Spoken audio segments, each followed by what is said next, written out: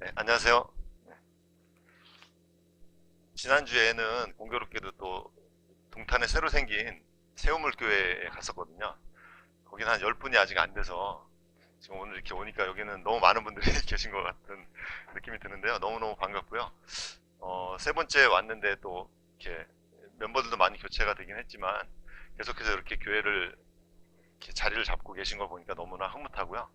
앞으로 더욱더 많은 분들이 더해지기를 바라겠습니다. 제가 플랜 B 지금 한 7개월, 8개월 정도 됐는데요. 그 사이트에 이제 많이들 와주시고 또 팟캐스트도 많이 들어주시는데 오늘 주제는 사실 제가 정한 게 아니라 우리 목사님이 이걸 해달라고 하셔가지고 네, 그리스도인의 언어 생활이라는 주제로 이제 하게 됐는데요. 제가 팟캐스트 하다 보면 이제 뭐 이렇게 많은 분들이 또 들으셔야 되니까 편하게 말을 할 때도 있고 좀 이렇게 뭐 유머를 쓸 때도 있는데 조금 그 들으시는 분들마다 생각이 다 다른 것 같아요. 그러니까 어떤 분들은 좀 더 편하게 좀 더 이렇게 재밌게 하지 왜 이렇게 경직됐냐 이렇게 말씀하시는 분들도 있고요. 어떤 분들은 아니 이런 건 줄 몰랐다 막 이러면서 더 이렇게 진지해야 되는 거 아니냐 이렇게 따지시는 분들 사실 있어요. 그래서 어쨌든 그런 것을 할 때 자기 주관이 있어야 되고 또 균형을 가지고 성경적으로 이제 판단을 해야 되기 때문에 저희들의 이제 소신을 가지고 하고 있는데 저는 사실 글 쓰는 게 편하고 조용히 숨어서 글 쓰는 게 제일 좋은 사람이거든요. 근데 하다 보니까 강의도 원래는 안 했었어요. 제가 책을 낸 다음에도 방송에서 뭐 홍보하러 나오라 그래도 나가지도 않고 추천인한테 대신 나가달라고 부탁을 드릴 정도로 워낙 그런 거 싫어했었거든요. 근데 어느 순간에 제가 이제 입이 달리고 다 이렇게 뭐 사지가 멀쩡한데 왜 그렇게 그런 걸 싫어해야만 되는지 제가 필요한 곳이 있다면 한 분이라도 가서 전화하면은 또 그분이 영이 살아날 수 있다면은 제가 그런 일을 마다하는 것은 직무유기다라는 생각으로 이제 한 10년 전부터 시작을 했고요. 그래서 이제 팟캐스트 사실은 진행자가 있어서 시작을 한 건데 진행자가 갑자기 그만두게 되면서 제가 어쩔 수 없이 또 하게 되고 이제 그런 일들이 있더라고요. 그래서 오늘도 이 문제 저도 자유롭지 못한 문제고 누구나 조금씩은 다 걸리는 문제들인데 좀 이렇게 서로 돌아보면서 자기 자신을 돌아보고 함께 고민해보는 그런 시간을 이제 가졌으면 좋겠습니다. 네. 오늘 주제 본문은요 야고보서 3장 8절에서 10절입니다. 야고보서 3장 8절에서 10절 뭐 너무나 잘 아시는 말씀인데요.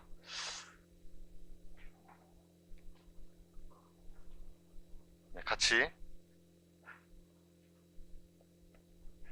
찾으셨으면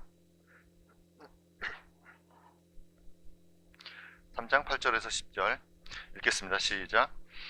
혀는 아무도 능히 길들이지 못하나니 그것은 다스릴 수 없는 악이요 죽이는 독으로 가득한 것이니라. 그것으로 우리가 하나님 곧 아버지를 찬송하며 또 그것으로 우리가 하나님의 모양대로 만들어진 사람들을 저주하느니라. 같은 입에서 찬송과 저주가 나오거니와 내 형제들아 이런 것들이 결코 그래서는 아니 되느니라. 네. 네. 먼저 말이라는 것은 우리가 자연스럽게 그냥 날 때부터 하는 것처럼 생각을 하지만 사실은 굉장히 영적인 활동이라고 볼 수가 있습니다. 왜냐하면 오직 인간만이 언어를 사용하기 때문이고요. 그 언어로 하나님과 소통할 수 있는 유일한 존재가 인간이기 때문입니다. 그래서 하나님께서는 우리와 대화를 하시기 위해서 언어를 주셨다고 해도 과언이 아니라고 생각을 하는데요. 우리가 이제 드라마 같은 걸 보면은 멋진 주인공이 휴대폰 같은 걸 이렇게 터프하게 여자한테 이렇게 주면서 너만 받으라고 이렇게 줄 때가 있잖아요. 마치 그런 것처럼 하나님이 모든 동물한테는 주지 않으시고 우리한테만 언어를 주시면서 내가 얘기할 때 들어라. 문자를 주시면서 내가 이야기하는 것을 기록해라. 이렇게 말씀하신 것 같다는 생각이 들 때가 많습니다. 자, 문자도 우리가 왜 문자가 있을까요? 언어는 한번 뱉으면은 그냥 허공에 사라져 버리잖아요. 그래서 문자를 주셔가지고 그것을 다 기록하게 하시고 그것으로 우리가 서로 문서 계약도 하고요. 집문서도 쓰고 그 다음에 하나님께서는 당신에게 하신 말씀들을 영원히 보존하시고 또 약속하신 것들을 반드시 지키리라는 것들을 거기다가 명시를 해주신 것이라고 이제 봅니다. 그럼 어떤 분들은 이제 묻는데요. 그럼 어느 동물들이나 자기들끼리 의사소통을 하지 않느냐? 언어라는 것을 진짜 인간만이 구사하는 것이냐 이렇게 물으시는 분들이 있는데요. 사실 앵무새나 구간조가 이렇게 말을 따라하는 것은 그냥 그 음만을 따라하는 거고요. 그 다음에 모든 동물들은 말을 할 수가 없습니다. 그래서 진화론에서는 침팬지나 유인원이 인간으로 진화되기 전 단계라고 이제 보기 때문에 그들이 이제 말을 조금이라도 할 수 있을 것으로 생각해서 계속 연구를 하시는 분들이 있어요. 지금까지도. 그래서 우리나라에도 뭐 얼마 전에 다큐멘터리 영화 때문에 오셨던 제인 구달이라는 분이 굉장히 유명하거든요. 그래서 뭐 환경 연예인, 개념 연예인이라는 뭐 이효리도 만나서 뭐 포옹도 하고 이랬던 분이 있는데 그분이 한 3, 40년을 침팬지를 연구하신 거예요. 정글에 들어가가지고. 그러면서 말을 시켜보려고 부단히 노력을 했습니다. 그런데 한마디도 못했어요, 말을. 그러니까 왜냐하면 성대 자체가 우리랑 다르고요. 그 다음에 입술도 너무 단단하고요. 그 다음에 아주 단순한 소리밖에 낼 수 없는 그런 구조로 돼 있다는 것입니다. 그 침팬지들은요. 그리고 침팬지는 사실은 인간만큼 진화되는 그런 존재도 아니고요. 진돗개보다도 머리가 나쁘고, 그 다음에 돼지가 진돗개보다 머리가 더 좋아요.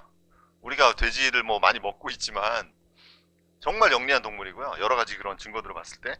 그리고 최근에는 밝혀진 것처럼 문어가 어떤 면에서는 가장 지능이 높습니다. 그러니까 인간으로 만약 환산을 한다 그러면은 진돗개나 돼지보다도 더 이렇게 문어가 지능이 높은 존재로 이렇게 밝혀지고 있기 때문에 누가 더 진화되고 누가 덜 진화되고 이런 개념 자체는 옳지 않다는 것입니다.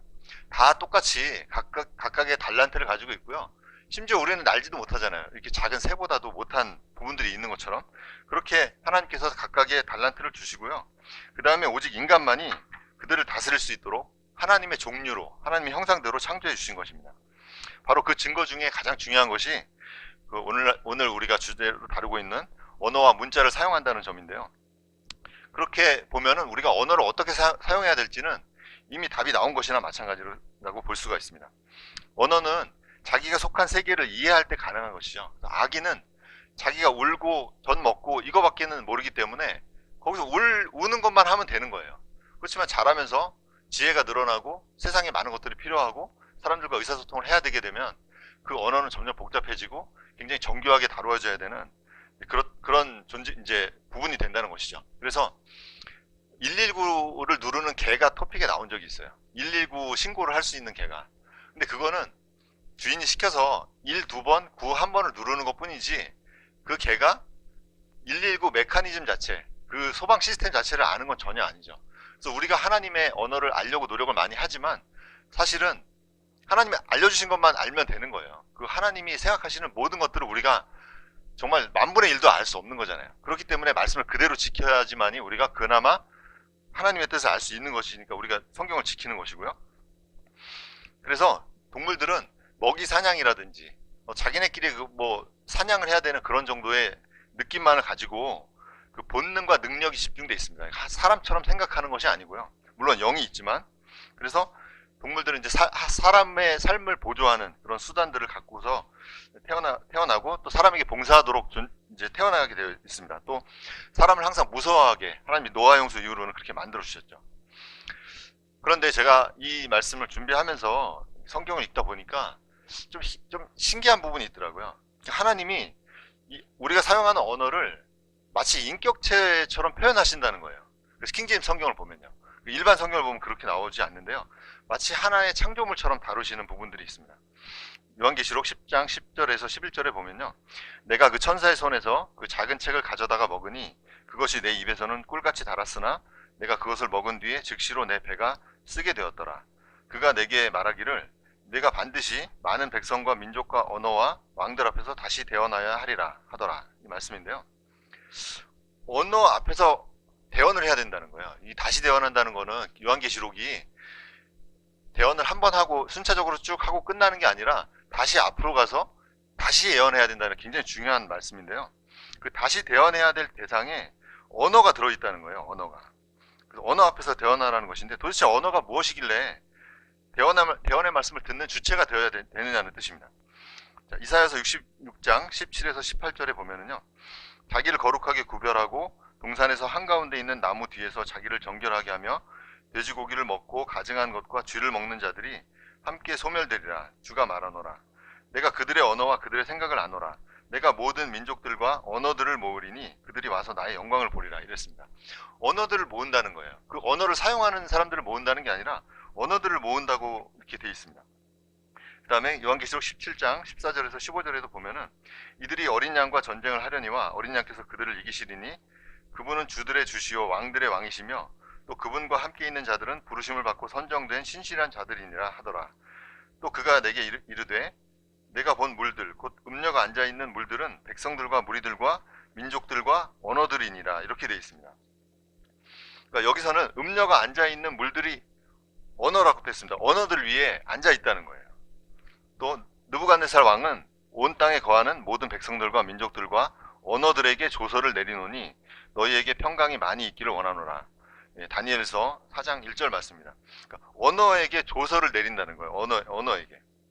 그 다음에 다니엘서 3장 7절에는 그러므로 그때 곧 모든 백성들이 코넷과 피리와 하프와 트럼본과 비파와 온갖 음악 소리를 들을 때에 모든 백성들과 민족들과 언어들이 엎드려서 느부갓네살 왕이 세운 금 형상에게 경배하니라. 다니엘서 3장 7절인데요. 여기서도 언어들이 엎드려서 금 형상에게 경배를 한다고 했습니다. 자, 이 부분은 미래에 대한 묵시가 아니고요. 실제로 있었던 일을 기록한 거죠. 계시록도 아니고요. 다니엘서에. 그러면 언어가 경배했다는 것이 무슨 뜻일까요? 개역성경에 보면은 이렇게 되어 있습니다. 모든 백성과 나라와 각 언어를 말하는 자들이 이렇게 되어 있어요. 그러니까 각 언어를 말하는 자들이 경배했다고 이렇게 표현을 하고 있는 거예요. 이거를 이제 자의적으로 해석을 한 거죠. 그러니까 무슨 뜻인지 모를 때는 그냥 놔두고서 그대로 번역하면 되는데, 언어가 절을 할 수는 없으니까, 이건 말이 안 되니까 언어를 말하는 자들이라고 바꿔놓은 겁니다.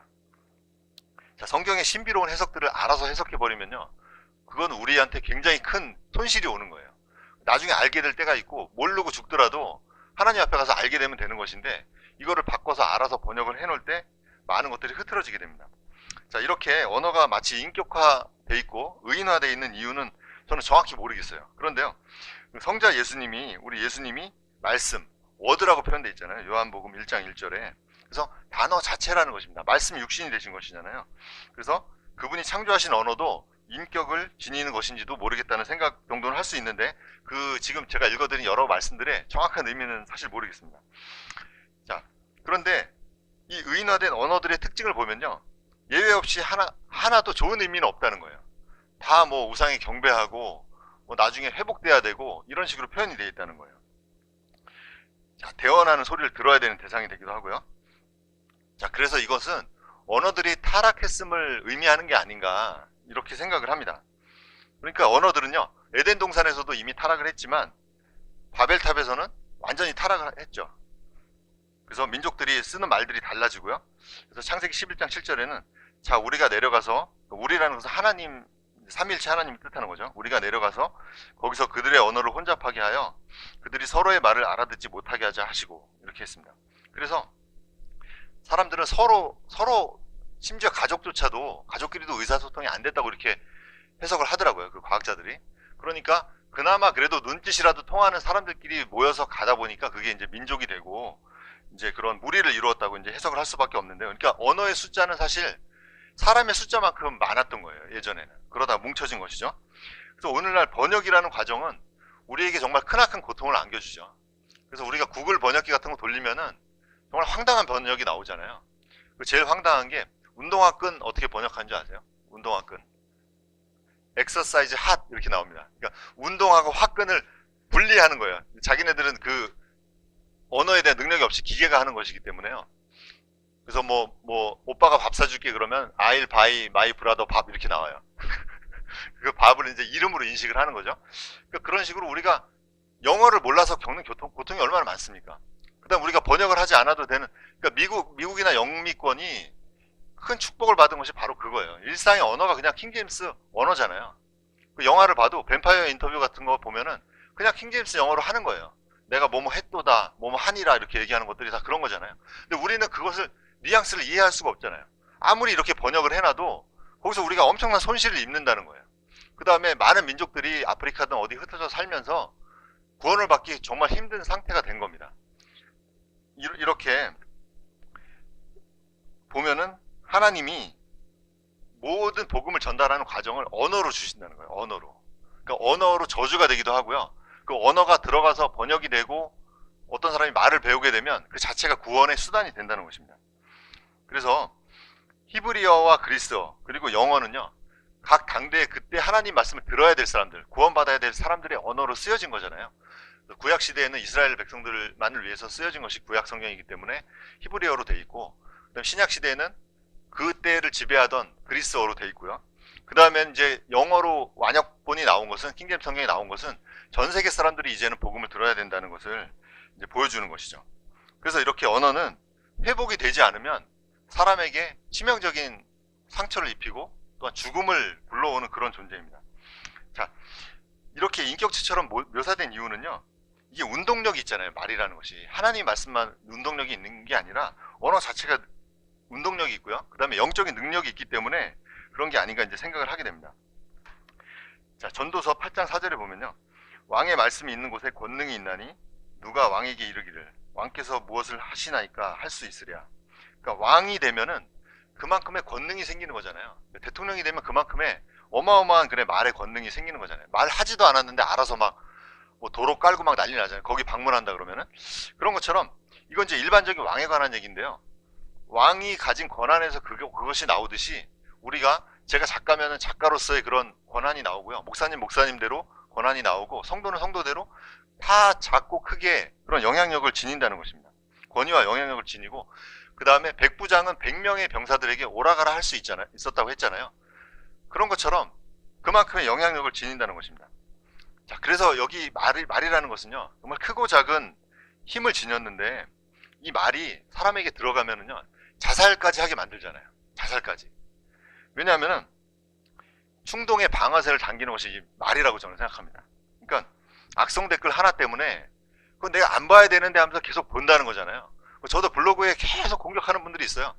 그리고 뭐 나무위키 이런 거 있잖아요. 위키백과 같은 데 가면은 진화론자들이 저를 아주 거론을 하면서 이런 사람이 있는데 이런 책을 냈고 이 사람 참 웃기는 사람이다 이렇게 해놓는다는 거예요. 우리 뭐 목사님 잘 아실 텐데 창조과학회도 계시고 해서, 네, 이런 것이 저는 뭐 그냥 이거 뭐 하나님 내가 믿으니까 오히려 뭐 의로운 핍박이라고 생각을 하지만 그 말이 계속 머리에 남는 거예요. 계속. 그래서 마치 이 말이라는 것은요, 요격용 미사일 아시죠? 어떤 그런 목표물을 딱 지정하면은 끝까지 막 휘어가면서 따라가서라도 끝까지 저격을 하고 마는 그런 말이라고 생각을 합니다. 그다음에 사람들이 자살을 하는 이유는요, 계획해서 자살을 하기도 하지만, 일정 기간 계획을 하지만 정말 그것을 실행하는 것은 충동적인 거예요. 최진실 씨 같은 분도 그랬잖아요. 계속 그런 일로 고민을 하다가 전화 한 통 받고서 그냥 가서 목을 매는 거잖아요. 그러니까 그럴 때 그 사람의 말, 그러니까 그 사람을 오해하는 말, 그러니까 자기가 너무 억울한 말, 이런 것들이 사람에게 저주를 일으키기 때문에 이게 정말 무서운 것입니다. 그래서 정신과 육체를 동시에 상하게 하는 그런 존재라고 생각을 합니다. 그래서 사도 야고보는 우리의 혀를 이렇게 규정합니다. 혀라는 것은 이제 말이라는 것이죠. 혀는 불이요 불법의 세계니라. 혀는 우리의 지체들 가운데서 그와 같아서 온몸을 더럽히고 본성의 행로에 불을 붙이며 지옥 불위에 놓여 있느니라. 그러니까 이제 본성의 행로라는 것은 우리가 죽을 수밖에 없는 타락의 길이잖아요. 그 본성의 행로에 우리의 말이 불을 붙인다는 거예요. 불을. 그러니까 얼마나 조심해서 써야 되겠냐는 말씀이죠. 그러니까 오늘 읽은 본문에도 혀는 정말 아무도 능히 길들이지 못하고요, 그것을 다스릴 수 없는 악이라고 그냥 규정을 했잖아요.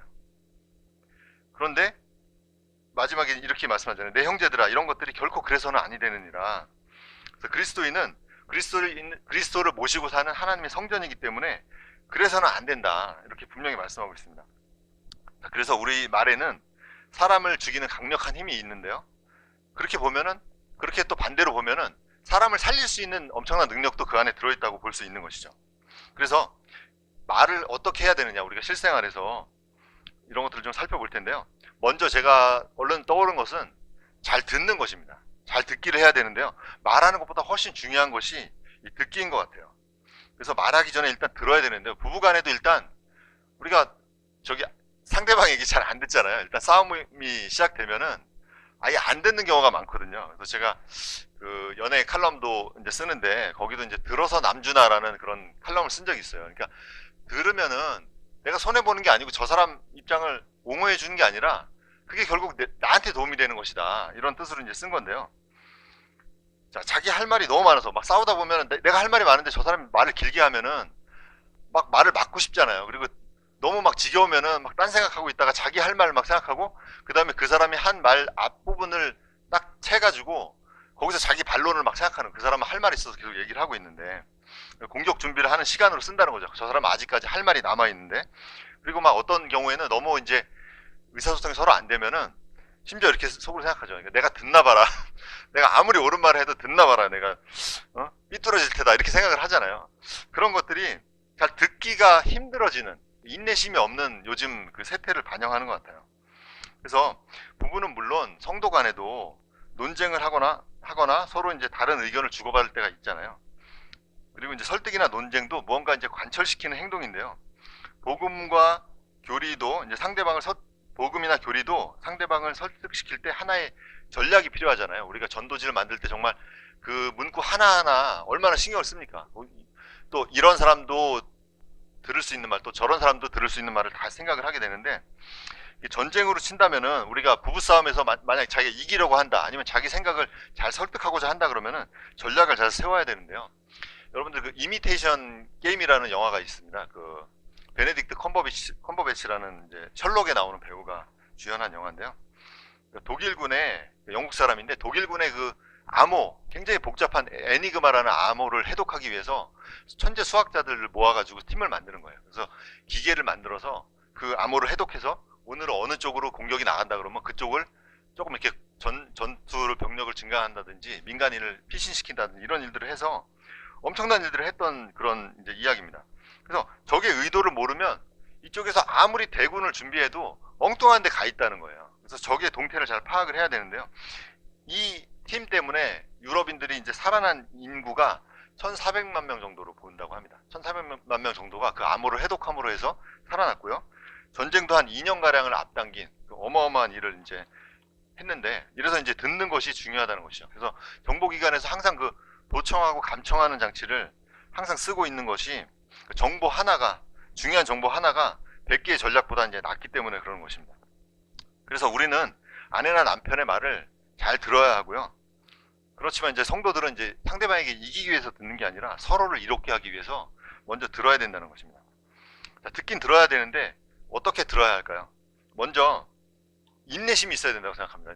그 듣는 데는 우리 저 목사님들도 말씀은 많이 전하는데 민방위 훈련 가면 다 존다고 하시더라고요. 왜 그러냐면 남의 말을 듣는다는 게 굉장히 어려운 일이에요. 그 재미가 없어서도 그런 거지만 그 피교육생의 입장이 돼서 계속 말을 듣는다는 건 굉장히 인내심을 요하는 일이거든요. 그래서 오래 경청하는 그런 습관, 말이 끝날 때까지 듣는 습관이 좀 있어야 되겠는데요. 두 번째로 이제 끝까지 들어야 되는데, 중간에 내가 치고 들어가면 그 대화 자체가 다른 방향으로 이제 삼천포로 빠지게 되고 이제 다른 곳으로 흐르게 됩니다. 그래서 상대방의 말이 다 끝날 때까지 기다린 다음에 내 말을 하는 습관, 이런 걸 좀 들여야 되겠습니다. 근데 이제 여기서 뭐 말 다 했어? 이건 이제 다 듣는 게 아니죠. 그건 이제 따지는 거죠. 네. 그래서 끝까지 말을 듣는다는 것은 말이 마무리될 때까지 듣는다는 의미만 있는 것이 아니고요. 잘 경청한다는 것, 그리고 그 사람의 마음 끝까지 내가 헤아리려고 노력한다는 뜻이고요. 또 내 인내의 끝까지 용납하겠다는 그런 의미인 것 같아요. 그래서 끝까지 듣는 것이 중요하고요. 그 다음에 세 번째는 이걸 귀로만 듣는 게 아니라 마음으로 듣는 습관이 좀 있어야 될 것 같아요. 그러니까 저 사람이 왜 저런 말을 했을까? 듣기에는 굉장히 기분이 나쁜데, 딱 1차적으로는 기분이 나쁜데, 저렇게 말한 이유가 들어보면 다 있거든요. 그 사람의 성장 환경 때문일 수도 있고, 최근에 어떤 일로 뭐 굉장히 상심한 일이 있기 때문에 그런 일일 수도 있거든요. 네, 그래서 로마서 10장 17절에는 그런즉 이와 같이 믿음은 들음에 의해 오며 들음은 하나님의 말씀에 의해 오느니라, 이런 말씀이 있습니다. 우리가 너무나 잘 아는 말씀인데요. 개역성경에는 들음에서 난다고 이렇게 표현이 되어 있는데, 사실은 나는 게 아니라 밖에서 오는 거죠. 그러니까 제 안에서 생기는 게 아니라 밖에서 이제 오는 것이 믿음입니다. 그래서 사람을 향한 믿음도 마찬가지로 신뢰를 가지기 위해서는 들어야 되는 겁니다. 들음에서 오는 것입니다. 그 신뢰 자체가.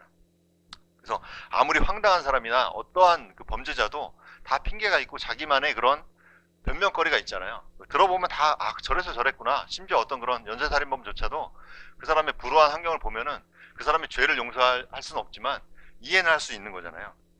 자, 그 다음에 네 번째로는 이기기 위해서라도 들어야 됩니다. 그러니까 우리가 적들과도 진화론자들하고 논쟁을 하고 또 믿지 않는 분들하고도 어떤 그런 변증을 할 일이 많은데요. 이기기 위해서라도 일단 들어야 되는 것입니다. 그래서 100분 토론에 나와서도 듣지 않는 사람은 이미 그 사람은 게임에서 지는 사람이죠. 왜냐하면 들어야 전략도 나오고요. 그래서 이기고자 하는 사람은 어떤 의미에서는 먼저 설득돼야 됩니다. 그 사람의 말을 완벽히 이해해야지만이 그 다음에 자기 말에 논리가 나온다는 것이죠. 잠언 18장 13절에 보면 문제를 듣기도 전에 대답하는 자에게는 그것이 어리석으며 수치니라. 그래서 퀴즈대회 나가서도 일단 다 들어야 되잖아요. 물론 뭐 남이 누르기 전에 빨리 버저를 눌러야 되긴 하는데, 그래도 중간에 눌렀다가 낭패를 보는 분들이 많잖아요. 기회 자체를 잃어버리죠. 그래서 뭐 서울의 그러니까 대한민국의 수도는 그럼 먼저 눌러버리잖아요. 그래서 서울이라고 대답을 하잖아요. 근데 문제 자체가 대한민국의 수도는 서울입니다. 그런데라고 나올 때가 있잖아요. 그래서 이런 것들 낭패를 보지 않기 위해서는 한국말은 끝까지 들어봐야 된다. 이런 것들을 항상 새겨야 되고요. 그다음에 다섯 번째로는 입체적으로 들어야 됩니다. 입체적으로. 아주 단편적으로 자기가 아는 지식 안에서 그 단어를 해석하는 것이 아니고요. 왜 귓바퀴가 이렇게 앞으로 향해 있을까요? 모든 것을 인지해야 되는데 왜 뭐 머리 위에 달리거나 중간에 달리지 않고 앞쪽을 향해 있냐는 거예요. 그래서 앞에 있는 사람의 말을 입체적으로 잘 들어야 되는데 왜 귀가 두 개일까요? 귀는 한 개만 있으면 우리가 스테레오 사운드가 필요 없어요. 1960년대까지도 스테레오 사운드라는 것 자체가 없었어요. 음악을 들으면 그냥 모노로 하나로 들렸던 거예요. 그것을 갖다가 이제 옛날 음악을 트랙을 분리해서 만든 것이 스테레오 사운드고요. 70년대부터는 스테레오 녹음 방식으로 녹음을 해서 굉장히 입체적으로 들리는 거죠. 지금 뭐 5.1 채널이라 그래가지고 영화 보다 보면 뭐 헬기가 저쪽에서 날라오면 뒤에서 막 소리가 나잖아요. 그런 것들은 이제 지금은 많이 이제 늘어난 건데요. 이런 식으로 귀가 두 개인 이유는 입체적으로 들으라는 거예요. 한 생각만 가지고 듣지 말고 그 사람이 왜 그렇게 말을 했는지를 들으라는 것으로 이제 우리가 볼 수가 있습니다. 그래서 말은 항상 듣는 것도 앞에서 듣는 거고요. 말을 할 때도 앞에서 하는 거예요. 뒤에서 말을 하면 항상 문제가 생기죠. 뒷말이 나오고요. 인간의 죄성에 의해서 부풀려지고 그것이 결국은 악한 열매를 맺게 됩니다. 잠언 26장 22절에서 23절에 보면 소문을 퍼뜨리는 자의 말들은 상처들과 같아서 뱃속의 가장 안쪽 부분들로 내려가느니라. 불타는 입술과 사악한 마음은 은찌꺼기를 입힌 질그릇 조각 같으니라. 자, 오늘 주제는 이제 그리스도인의 언어 생활인데, 듣는 이야기를 이렇게 많이 하는 이유는요, 바로 듣는 것이 이제 말하기의 필수 조건이고 먼저 이루어져야 될 부분이기 때문인데요. 그러니까 말이라는 것은, 대화라는 것은 혼자 하는 스피치, 그러니까 지금 제가 여러분들한테 일방적으로 드리는 것과 다른 주고받는 이제 활동이잖아요. 그래서 말하기만 강조하면은 균형이 맞지 않아요. 우리가 말하기를 아무리 열심히 연구하고 말하기에 대해서 아무리 경각심을 가져도 듣기를 소홀히 하면은 모든 것이 이제 무너지기 때문에 말씀을 드리는 것이고요. 그 다음에 들을 줄 아는 사람을 우리가 청인이라고 부릅니다. 청인이라고 부르고, 그 다음에 듣지 못하는 장애인들을 농인이라고 하잖아요. 농아라는 말은 옛날에 쓰던 말이고 농인이라고 부르는데요. 그런데 이분들이 말하는 기능이 없는 게 아니에요. 물론 둘 다 없는 분들도 많지만 듣기만 못하는 분들이 있다는 거예요. 말하는 기능은 살아있다는 거예요. 근데 그분들 결국 말을 못합니다. 왜냐하면 들을 줄 모르면은 내 말이 어떻게 나가는지를 확인이 안 되잖아요. 그렇기 때문에 듣는 것은 반드시 말하는 일에 필수적으로 동시에 필요한 그런 요건이라는 것입니다. 자, 그래서 이제 제대로 말하기에 대해서 이제 좀 살펴보겠는데요. 말을 잘하고 또 언어를 잘 구사하려면은 어떻게 해야 될까요? 먼저는 제가 생각하는 것은 이제 리액션을 잘해야 된다고 생각을 합니다. 그래서 이 리액션 하는 것으로요, 많은 문제가 해결이 돼요. 상대방을 치유할 수도 있고요. 들어주는 것만으로도 사람 안에서 이제 치유가 일어나잖아요. 제가 지금 플랜 B 뭐 팟캐스트 하고 있는데, 이일의 목사라는 분 있잖아요. 그분 이제 굉장히 거의 저하고는 뭐 아들뻘의 젊은 30대 초반의 그런 형제님인데, 아주 가정교육도 잘 받고 굉장히 사람이 온유하고요. 또 사람을 또 따뜻하게 보살필 줄 알고. 근데 가장 장점이 뭐냐면요, 그분이 처음 이제 닉네임을 정한 게 뭐 리담이다 이렇게 비담이다 이렇게 했는데, 뭐냐면은 이제 플랜 B의 리액션 담당이라는 거예요. 리액션 담당. 그러니까 자기는 아무것도 안 하고 리액션만 할 테니까 이렇게 이제 얘기를 해서 그렇게 됐는데요. 이 사역 자체가 그분이랑 같이 하게 된 이유가 그분의 리액션 때문에 된 거예요, 사실은. 예, 계속 수긍하고 또 들어주고 또 좋은 점에 대해서 얘기해주고, 이런 것 때문에 지금 사역이 아주 평온하게 올 수 있거든요. 그러니까 자기 주장만 너무 하는 사람들은 굉장히 그런 카리스마는 있지만 화합이 되지 않기 때문에, 그분을 보면서 제가 참 이게 귀한 재능이고 귀한 사람의 덕목이다 이런 생각을 많이 하게 됩니다. 자, 그래서 사람은 자기 말을 들어주는 사람이 딱 한 명만 있어도요, 극단적인 선택을 하지 않고요, 최소한 심각한 마음의 병은 걸리지 않는다는 거예요. 일부 우리 지자체들에 보면은 독거노인들을 대상으로 이렇게 책 쓰기를 도와주는 그런 지자체가 있습니다. 프로그램이 있어요. 그분들 뭐 6.25 때부터 해서 막 한 맺힌 이야기들이 너무 많은데 혼자 살다 보니까 너무 할 얘기가 없는 거예요. 뭐 인터넷을 하시는 것도 아니고. 그러니까 막 가슴에 막 멍울이 져가지고요. 이분들의 이야기를 들어주고 대필 작가들이 그걸 써주는 거예요. 직접 쓸 능력이 있는 분들은 써주면 또 고쳐주고 해서 자기 일대기를 막 이렇게 다 들어주고 책을 만들어주면 너무너무 좋아하신다는 거예요. 거기서 마음의 그 힐링이 일어난다는 거죠. 그리고 독거노인들 이렇게 교회에서도 각 우리 개신교도 그렇고 보면은 반찬 봉사 같은 거 하잖아요. 그럼 각 여전도 회장님들한테 반찬 봉사를 시키는데 가서 반찬 해드리라는 게 아니라 갖다 드리면서 말동무 해드리라는 거예요. 제 아내도 한번 예전에 한 적이 있는데 가면은 그 할머니가 그렇게 긴 이야기를 붙잡고서 계속 하신다는 거예요. 그러고 보면 그분의 이야기가 어떤 영화나 소설보다도 드라마틱하고요.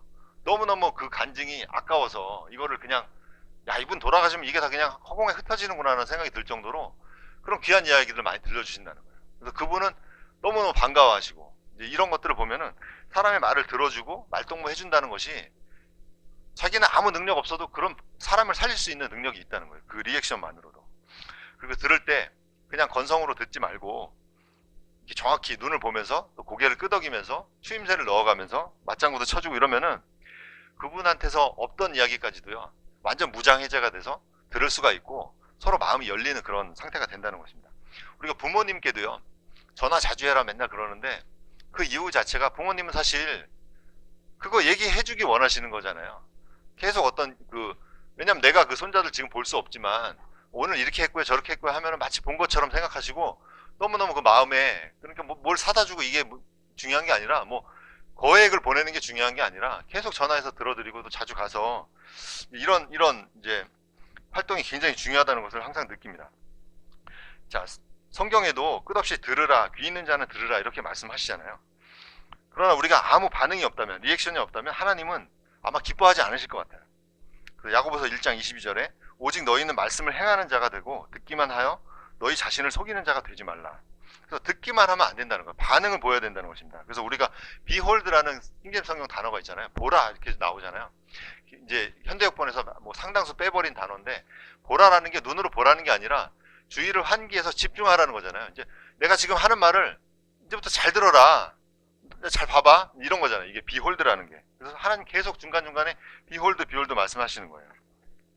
자, 성도들 사이에서도 듣기는 하는데 변화가 없는 사람, 들었는지 안 들었는지 확인도 안 되는 사람, 이런 분들 있잖아요. 그럼 굉장히 답답하잖아요.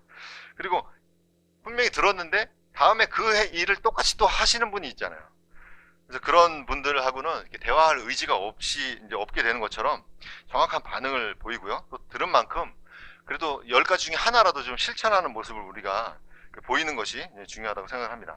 자, 두 번째로는 분위기 파악이 좀 돼야 되겠습니다. 그러니까 사람은 낄끼 빠빠란 말 있잖아요. 요즘에 낄 때 끼고 이제 빠질 때는 빠져야 되고 나설 때가 있고 물러설 때가 있고요. 그 다음에 말할 때가 있고 침묵할 때가 있는데 이것을 못 맞추면 자기가 아무리 달변이어도 말짱 헛것이라는 거예요. 그래서 우리가 연애를 하거나 뭐 할 때도 밀당이란 말 있잖아요. 그러니까 밀고 당기기가 바로 그런 기술이라는 거죠. 그러니까 내가 아무리 좋은 것을 갖고 있고 또 뭐 들을 능력이 있어도 그런 분위기 파악을 하지 못하면은 힘들다는 것입니다. 잠언 27장 14절에 보면 아침에 일찍 일어나 큰 소리로 자기 친구를 축복하면 그가 그것을 저주로 여기리라 이런 말씀이 있습니다. 성경에서 참 재미있는 표현들이 있죠. 그러니까 뭐 메가폰을 들고 막 자고 있는 친구한테 가서 막 좋은 말을 막 해준다고 치자고요. 그럼 그 친구가 그것을 고맙게 생각할까요? 저주로 여긴다는 거예요. 지금 뭐 하고 있냐 이렇게 얘기하겠죠. 또 잠언 17장 28절에는 어리석은 자라도 잠잠하면 지혜로운 자로 여겨지고 자기 입술을 닫는 자는 명철한 자로 여겨지느니라 이런 말씀이 있죠. 그러니까 가만히 있으면 이제 중간이나 간다 이 얘기인데요. 이게 그러니까 분위기 파악만 잘해도 어리석은 자가 정반대로 지혜로운 자로 비춰질 수 있을 정도로 굉장히 그 분위기 파악을 하고 그 어떤 상황인지를 보는 그런 능력이 중요하다는 것입니다. 요즘에 또 SNS를 많이 하시는데요. SNS에서 얘기할 때하고 또 트위터에서 얘기할 때하고 또 인터넷 홈페이지 얘기할 때가 다 다릅니다. 그거를 잘 모르면요 굉장히 엉뚱한 행동들을 하는 거예요. 어떤 분에게 가서 신뢰가 되게 굉장히 막 모든 곳에 막 좋아요를 누르고 다니면 좋을 것 같지만 이분 마치 스토커 같고 나의 모든 것을 알려고 하는 건가 막 이런 생각이 들거든요. 그럴 때 적당히 하는 그런 감각이 있어야 된다는 것입니다. 자, 세 번째로는 말을 전달할 때 전달할 수밖에 없는 때가 있잖아요. 왜곡 없이 전달을 해야 되는데요. 분명히 이제 말을 전달할 일이 항상 생기는데 아담과 이브처럼 항상 자기 말 하나 더 하고 그걸 자기 느끼죠, 우리가. 왜냐면 내 생각이 거기 있으니까. 이분을 좋게 말할 수 없으니까 이분이 좋게 얘기한 건 조금 이렇게 완화시키고, 또 내가 좋아하는 사람이 한 얘기는 또 좋게 만들고, 이런 것들이 우리한테 분명히 있습니다. 그래서 하나님은 그 선악을 알게 하는 나무 열매를 먹지 말라고 하셨을 뿐인데 만지지 말라를 더하죠. 만지지 말라라는 말을 더하고 반드시 죽으리라 하셨는데 죽을까 염려하노라. 마치 그것을 하나님이 염려한다고 생각하신 것처럼 이렇게 하고 이제 반드시를 빼고 염려하노를 넣은 것입니다. 자, 이것이 인류 최초의 죄악에 앞서 인간의 가장 먼저 나타난 변화이자 특징입니다. 그러니까 타락의 전령이 된 거예요, 언어가. 그래서 언어가 그 길을 열어준 것입니다. 그래서 굉장히 중요한 것인데요. 자, 그래서 성경 번역은요, 단어를 그대로 옮기는 거죠. 뜻을 옮기는 게 아니고요, 단어를 옮기는 거예요. 이것을 착각하기 때문에 뜻만 통하면 되지 않느냐, 이렇게 생각해서 지금 현대 역본들이 저렇게 나온 거잖아요. 그래서 그것은 이제 직역이 아니라 의역이라는 것입니다. 의역이 들어가 있다는 거예요. 그래서 앰플리파이드 성경이라는 게 있거든요. 그걸 보면은 의역 성경이에요. 마치 이야기 성경처럼 되어 있습니다. 그 앰프란 말을 아시죠? 앰프. 우리가 이제 앰프를 통해서 다 이렇게 증폭이 되고 있는데, 그 앰플리파이드라는 말은 증폭시키다, 또 어떤 것을 더 자세하게 만들다, 이런 뜻이거든요. 그래서 그 성경을 갖다가 막 그런 식으로 이제 변개를 시키는 거예요. 그래서 어느 앰플리파이드 성경을 보면은 다윗과 골리앗 이야기가 이렇게 나옵니다. 다윗이 돌을 갖고 갔는데 소풍 가듯이 도시락 주머니에 넣었다고 이렇게 나와요. 그 성경에는. 그리고 다윗은 싸우러 나가는 것이 아니라 소풍을 가는 중이었고, 골리앗은 내가 네 도시락을 먹겠다, 이렇게 허풍을 떨었다는 거예요. 그럼 이게 성경이 완전히 이렇게 읽게 되면은, 근데 이것을 인용하는 분들이 많거든요. 자기 그 글을 쓰면서 논리를 전개하기 위해서 킹제임스 성경도 인용하지만 뭐 NIV부터 모든 것을 인용하면서 심지어 의역 성경에는 이렇게 나온다라고 주장하는 그런 저자들이 많이 있습니다. 그렇지만 다윗은 어떻습니까? 도시락이 아닌 양치기의 자루에 물맷돌이라고 하죠. 무림매라는 말이 이제 표준어인데, 무림매를 가져갔고요. 골리앗은 너의 살을 날짐승과 들짐승들에게 주겠다, 이렇게 이제 엄포를 놓은 거죠. 그러니까 소풍을 간 것도 아니고 소풍 가는 마음 자세로 임한 것도 전혀 아니라는 것입니다. 근데 만일 성경 전체가 이렇게 번역됐다면 어떨까요? 그래서 우리가 하나님의 뜻이나 어떤 일이 벌어졌는지 전혀 알 수 없게 됐다는 것입니다. 그래서 이런 성경 가지고는 어떠한 교리도 해석할 수가 없고 신학도 만들어낼 수 없다는 거예요. 오히려 점점 더 증폭되고 잘못된 방향으로 왜곡이 자세하게 됐을 것이라는 것입니다. 그래서 우리 사람의 말도 이와 같고요, 그대로 전달할 수 없는 그 불완전한 존재잖아요, 우리가.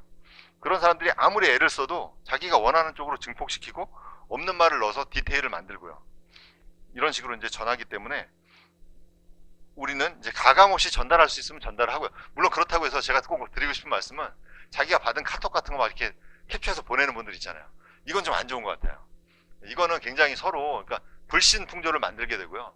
뭐 내가 왜곡시키지 않기 위해서 한다고 하지만 그거 전달하면서 또 자기 해석 넣잖아요, 거기다. 이 말은 이런 뜻일 거야 라고 반드시 전달하기 때문에 그런 일들은, 물론 이제 어떤 사실관계에 있어서는, 어떤 계약서라든지 이런 거에 있어서는 보낼 필요가 있지만, 우리가 성도들 간에 한 이야기를 그렇게 전달하는 것은 그건 가감없이 전달하는 게 아니라 오히려 더 불신하게 만드는 일이 아닌가, 이런 생각을 하게 됩니다. 자, 세 번째로는 때로는 잘 전달하는 것보다 침묵하는 것이 더 잘하는 것이라는 이야기입니다. 자, 왜곡 없이 전달하는 것도 중요하지만 어떤 때는 전하지 않아도 될 것을 너무 많이 전해서 생기는 문제들이 많잖아요. 우선 이웃에 확인되지 않은 정보나 소문은 확실히 정해진 이후에, 그러니까 확실히 확인된 이후에 전하는 것이 좋고요. 그 다음에 전할 필요가 없는 대부분의 이야기들은 사실은 그냥 입을 다무는 것이, 특히 이렇게 고민들을 서로 많이 이야기하는데 그냥 입을 다무는 것이 굉장히 좋더라고요. 나중에 지나고 나서 보면은. 자, 물론 이제 그 공동체나 교회에 꼭 필요한 일들이 있어서 전해야 될 일이 있다면은 꼭 필요한 몇몇 분에게만 알려서 이제 그런 일들을 처리하는 것이 좋을 것 같고요. 그런데 침묵은 정말 너무나 어렵죠. 이게 침묵한다는 것은 사람이 이제 입이 달려있기 때문에. 그렇지만 이제 그럴 때 아주 인내하면은, 근데 이 인내를 어떻게 할 수 있을까요? 그 침묵하는 인내를. 베드로전서 4장 8절에는 무엇보다도 너희끼리 뜨거운 사랑을 품으라. 사랑은 허다한 죄를 덮느니라. 이 말씀 있잖아요. 그러니까 우리가 침묵에 익숙하지 못하고 이웃에 대해 자꾸 이야기하는 이유는요, 우리한테 사랑이 없기 때문인 것 같아요. 뭐 다른 변명이 필요 없고요. 그냥 우리가 뜨거운 사랑이 없기 때문에, 아니면 남의 허물을 덮어주기 싫어서, 그 사람을 낮춰야 내가 높아지기 때문에 이런 때도 있고요. 그렇지만 여러분 보시면은 부모님이 자기 자식 허물 막 얘기하면 다니는 분 계세요? 없잖아요. 허물이 있어도 계속 숨기고 좋은 쪽만 얘기하고 뭐 전혀 그렇지 않은데 막 잘생겼다 그러고 막 그러시잖아요. 부모님들은 자기 눈에 너무나 사랑스러우니까. 그래서 공공의적 2라는 영화 보셨는지 모르겠는데요. 거기 나오는 그 주인공이 페르나예요, 페르나. 그래서 아버지의 재산을 노리고 부모님 2분을 다 죽입니다. 어느 날 찾아가가지고. 그런데 완전 범죄로 끝날 줄 알았는데 이 어머니 식도에서 그날 아들이 범죄를 저지를 때 손톱이 잘려 나갔는데 어머니 식도에서 그게 나오잖아요. 부검을 해보니까. 그게 왜 그러냐면은 그 손톱이 잘리는 거 어머니가 죽기 직전에 본 거예요. 그래서 아들의 그 죄를 그래도 숨겨주기 위해서 자기가 먹어버린 거예요. 그 증거로 발견되지 말라고. 근데 그 아들은 다시 그 범죄 현장에 가서 막 손톱을 찾고 막 난리를 쳤는데 그게 뭡니까? 그러니까 물론 잘못한 일이지만 부모는 사랑이 있기 때문에 그것조차도 덮어준다는 거잖아요. 그러니까 우리가 성도들 간에 서로 그런 허물을 자꾸 들춘다는 것은 사랑이 없기 때문인 것 같아요. 사랑이. 네. 자, 말과 언어의 특징에 대해서 조금만 살펴보면요.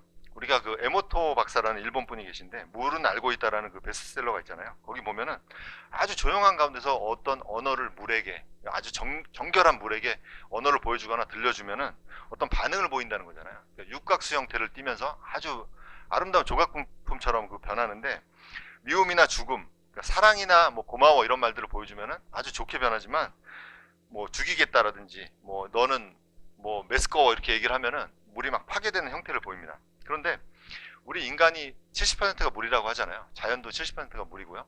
그런데 그런 인간에게 저주의 말을 퍼부으면요. 그 사람은 그렇게 파괴될 수밖에 없는 거예요. 그런 범죄자가 될 수밖에 없고요. 그래서 우리 자녀들한테도 내가 지금 하는 말이 저기서 물로서 작용을 한다는 거예요. 그 하나님은 생명 자체를 그냥 어떤 그런 공산품처럼 만든 게 아니시기 때문에 항상 남에게 좋은 말을 하고 그런데 그 말을 할 때 그 말이 내 귀에도 들리잖아요. 그 나쁜 말이. 욕설이라든지 모든 것들이. 그러면은 나한테도 나쁜 거예요. 그거는. 그 사람한테만 나쁜 게 아니라 내 귀에도 들려서 내가 가진 물에도 영향을 미친다는 것입니다. 자, 베드로전서 3장 9절에 보면요. 악을 악으로 욕설을 욕설로 갚지 말고 오히려 그와 반대로 축복하라. 이런 일을 위해 너희가 부르심을 받은 줄 아나니 이것은 너희가 복을 상속받게 하려 함이니라. 그러니까 그리고 이제 우리가 남에게 그런 말을 하면 안 되지만 또 어떤 안 좋은 말을 들었을 때는 거기에 너무 의미 부여를 하지 않는 게 좋을 것 같아요. 그래서 저 사람이 저렇게 말하는 데는 아, 저 사람 화가 많이 났구나 내지는 어떤 일에 있어서 저 사람이 저 부분에 있어서 굉장히 약하구나라고 생각을 해서 좋게 생각하고 그분을 위해서 기도해 주는 것이 뭐 어려운 일이지만 필요한 것 같습니다. 자, 예수님도 그러셨지만 스데반도 자기를 저주하고 죽이려는 자들을 위해서 기도했고요. 그들이 잘 몰라서 그런다 이렇게 생각을 했습니다. 자, 사도행전 7장 59절에서 60절에 보면 그들이 돌로 스데반을 치니 그가 하나님을 부르며 이르되 주 예수님이여 내 영을 받으시옵소서 하고 무릎을 꿇고 큰 소리로 부르짖어 이르되 주여 이 죄를 저들의 책임으로 돌리지 마옵소서 하더라. 이 말을 하고 그가 잠드니라.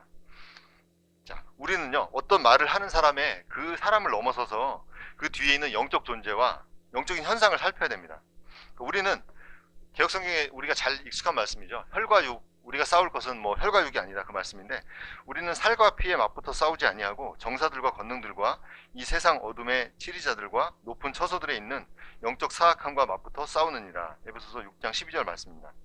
그래서 그 말 때문에 너무 억울해도 그걸 가지고 이제 다투면 좋지 않은 결과가 나오고요.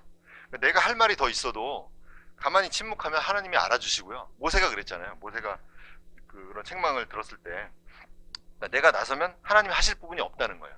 내가 침묵하면 하나님이 그 일을 저절로 풀어주실 때가 너무나 많다는 것을 느낍니다. 그리고 그 말로 일어선 사람은 이제 말로 망할 것을 조심해야 하는데요. 어떤 크리스천들 보면은 거칠게 말을 하면서 자기 습관을 좀 옹호하는 분들이 있죠. 그러니까 말만 곱게 하면 뭐 하느냐.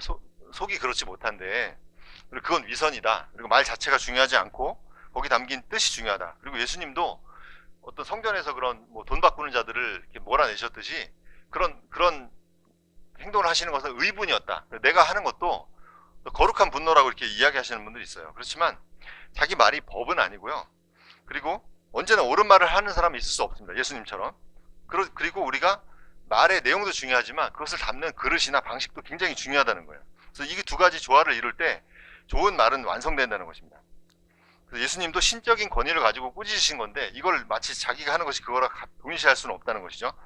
그래서 예수님은 오히려 당신은 그렇게 필요한 일에서 분을 내셨지만 원수를 사랑하라고 하셨잖아요. 누가복음 6장 27에서 29절. 그러나 내가 듣는 너희에게 이르노니 너희 원수들을 사랑하며 너희를 미워하는 자들에게 선을 행하고 너희를 저주하는 자들을 축복하며 악의를 품고 너희를 다루는 자들을 위해 기도하라. 또 내 뺨을 치는 자에게 다른 뺨도 내주며 내 겉옷을 빼앗는 자가 내 덧옷도 가져가는 것을 금하지 말라. 이러면서 이어지는 말씀이 뭐냐면요, 하나님, 예수님이 우리에게 주신 황금률, 모든 일에 적용되는 황금률을 주신 거죠. 사람들이 너희에게 해주기를 바라는 대로 너희도 그들에게 그와 같이 하라. 그래서 역지사지의 원리를 적용하라는 것이고요. 카네기가 3초간 생각하고 말해라, 어떤 말을 할 때 이런 말을 했는데, 그것도 이 말을 했을 때 생길 일들, 저 사람의 기분, 이런 것들을 잠깐만이라도 생각해 보라는 그런 뜻이라고 생각이 됩니다. 자, 실천의 방법에 대해서 이제 끝으로 말씀 나누겠는데요. 자, 지금까지 살펴본 바와 같이 그 말이라는 것은 굉장히 영적인 활동이고 또 생물체와 같이 인격을 지닌다고 이제 볼 수가 있는데요. 자, 야고보서 3장 2절에 우리가 다 많은 것에서 실족하나니 만일 어떤 사람이 말에서 실족하지 아니하면 바로 그 사람은 완전한 사람이요 능히 온몸도 제어하는 사람이라. 그러니까 말을 실수하지 않는 사람은 없는데, 그런 사람이 만약 있다면 그 사람은 거의 완전한 사람이라는 거예요. 이게 얼마나 어려운 주제인지 우리가 알 수 있다는 것이죠. 그래서 너희 가운데 어떤 사람이 신앙심이 있어 보이되 자기 혀를 제어하지 아니하고 자기 마음을 속이면 이 사람의 신앙 행위는 헛것이니라. 야고보서 1장 26절입니다. 그래서 혀를 제어하는 것은 여러 가지 의미일 텐데요. 그러니까 내가 하지 말아야 될 말들, 그 다음에 험한 욕설이나 저속한 말들, 이런 것들이 이제 문제고요. 또 더러운 것이 우리 사람에 입에서 나온다는 것을 항상 이제 인지를 하고 있어야 되겠습니다. 우리는 사실 죄악의 제족이잖아요. 숨만 쉬면 우리는 죄를 짓는 존재들이잖아요. 우리의 신분이 물론 신분상 우리는 의인이지만, 의롭다 칭하심을 받았지만 우리의 위치는 계속 죄인이라는 거예요. 그런 자격을 받았을 뿐이라는 것이죠.